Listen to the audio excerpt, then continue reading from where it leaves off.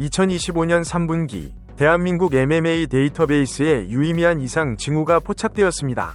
미들급의 지배자로 불리던 황인수의 랭킹 포인트가 급격한 하향 곡선을 그리고 있는 반면 경쟁자들의 지표는 수직 상승했습니다. 스스로를 레전드라 규정했던 황인수의 주장과 달리 냉혹한 알고리즘은 그를 검증되지 않은 변수로 분류하기 시작했습니다.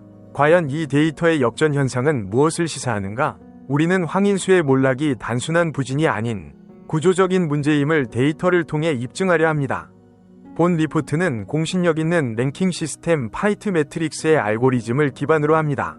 황인수의 UFC 진출 실패 원인, 고석현과 윤태영의 상승세에 대한 비교 분석, 그리고 과거 핸드랩 이슈가 현재의 커리어 평가에 미친 공학적, 심리적 영향을 심층 분석합니다. 채널 구독과 좋아요를 통해 데이터로 보는 격투기의 심층 분석과 객관적인 정보를 놓치지 마시기 바랍니다. 황인수는 미디어 노출 빈도와 대중적 인지도 면에서 여전히 높은 수치를 기록하고 있습니다. 그는 각종 채널을 통해 UFC 챔피언 알렉스 페레이라와의 타격전 우위를 주장하거나 션 스트링랜드를 폄하하는 발언으로 자신의 시장 가치를 방어해왔습니다. 그러나 스포츠 데이터 분석에서 선수의 발언은 실질적인 퍼포먼스 지표로 환산되지 않습니다. 데이터는 냉정합니다. 황인수가 주장하는 월드 클래스 타격이 유효하기 위해서는 최소한 그 무대에 진입할 자격을 갖췄어야 합니다. 그러나 황인수는 UFC의 등용문인 데이나 화이트 컨텐더 시리즈의 선발 기준조차 통과하지 못했거나 기회를 포착하는 데 실패했습니다. 이는 통계적으로 매우 치명적인 결함입니다. UFC 챔피언을 이길 수 있다는 가설은 존재하지만 이를 입증할 표본 데이터가 전무한 상태입니다. 즉, 황인수의 현재 평가는 실전 데이터가 아닌 과거의 잔상과 주관적인 기대치에 의존하고 있다는 점이 데이터 분석의 결론입니다. 이러한 황인수의 데이터 공백은 동시대의 경쟁자 고석현과 비교할 때 더욱 극명하게 드러납니다. 파이트 매트릭스 알고리즘은 단순히 승리 횟수를 넘어 상대의 수준과 무대의 등급에 높은 가중치를 부여합니다. 고석현이 기록한 223점은 그가 세계 최고 레벨인 UFC 무대에서 활동하고 있기에 가능한 수치입니다. 고석현은 가상의 시뮬레이션이 아닌 실제 옥타곤이라는 물리적 공간에서 검증을 마쳤습니다. 통계학적으로 볼 때 국내 리그에서의 1승과 UFC에서의 1승은 가치가 다릅니다. 고석현이 실증적인 데이터를 쌓아가는 동안 황인수는 검증되지 않은 가설 속에 머물러 있습니다. 이 격차는 시간이 지날수록 기하급수적으로 벌어질 수밖에 없는 구조입니다. 윤태영의 데이터 상승세는 황인수에게 또 다른 분석적 패배를 안겨줍니다. 격투기 수학이라 불리는 간접 비교 방식에서도 윤태영은 황인수를 앞서고 있습니다. 황인수가 페레이라를 언급하며 가상의 우위를 주장할 때 윤태영은 케무에우 야시 오토니라는 구체적인 상대를 제압했습니다. 오토니는 과거 페레이라에게 패배를 안긴 데이터가 존재하는 선수입니다. 윤태영은 이 승리를 통해 국제 경쟁력을 수치로 증명했습니다.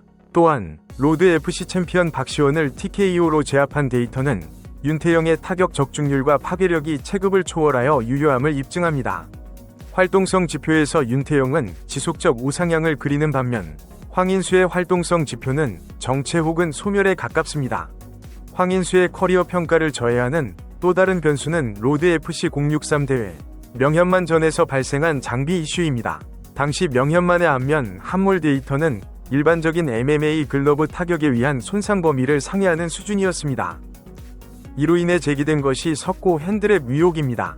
물리적으로 밴디지가 경화제나 수분 건조를 통해 딱딱해질 경우 충격량은 맨주먹과 유사하거나 그 이상으로 증폭될 수 있습니다. 비록 주최 측의 사후 제재는 없었으나 이 사건은 황인수의 타격 데이터에 대한 신뢰도를 심각하게 훼손했습니다. 분석적 관점에서 볼 때 이 의혹을 해소하는 유일한 방법은 엄격한 장비 검사 규정을 갖춘 해외 메이저 단체에서의 교차 검증뿐입니다. 그러나 황인수가 국내 무대에 머무르는 한 그의 KO 파워는 순수 근력이 아닌 외부 변수, 즉 장비에 의한 특이값으로 의심받을 수밖에 없습니다. 충격량 공식의 관점에서 볼 때 핸드랩의 경화 현상은 타격 면적의 밀도를 근본적으로 변화시킵니다.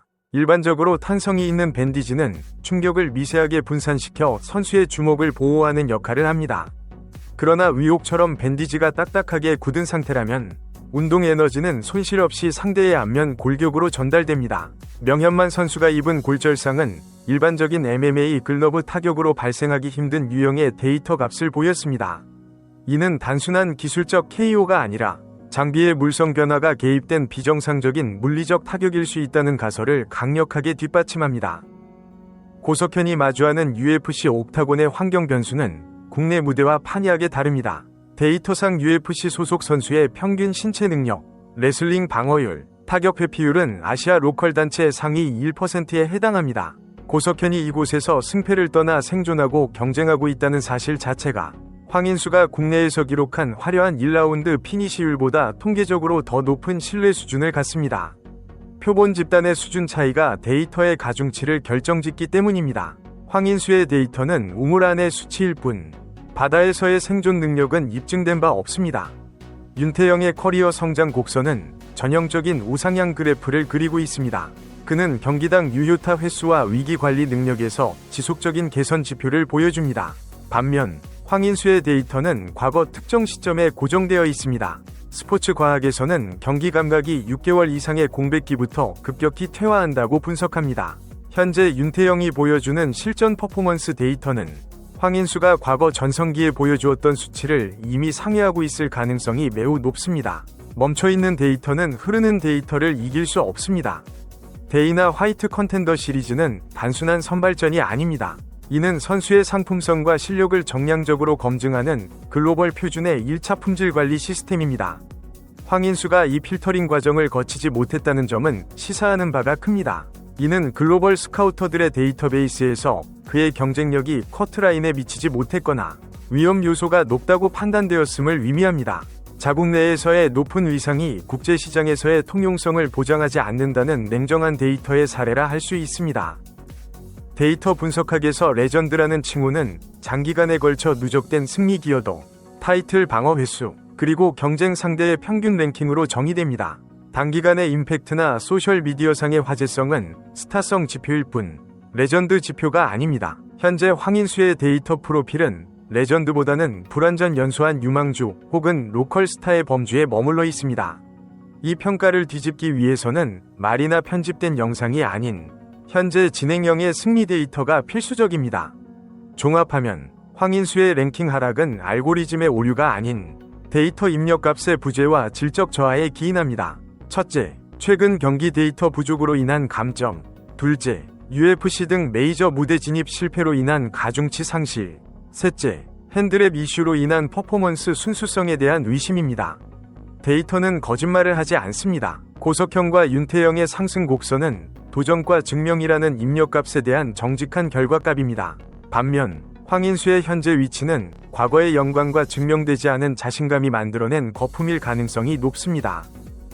황인수가 다시 데이터의 정점에 서기 위해서는 유튜브 조회수가 아닌 공식 오피셜 레코드가 필요합니다. 과연 그는 링 위에서 자신의 데이터가 오류가 아님을 입증할 수 있을까요?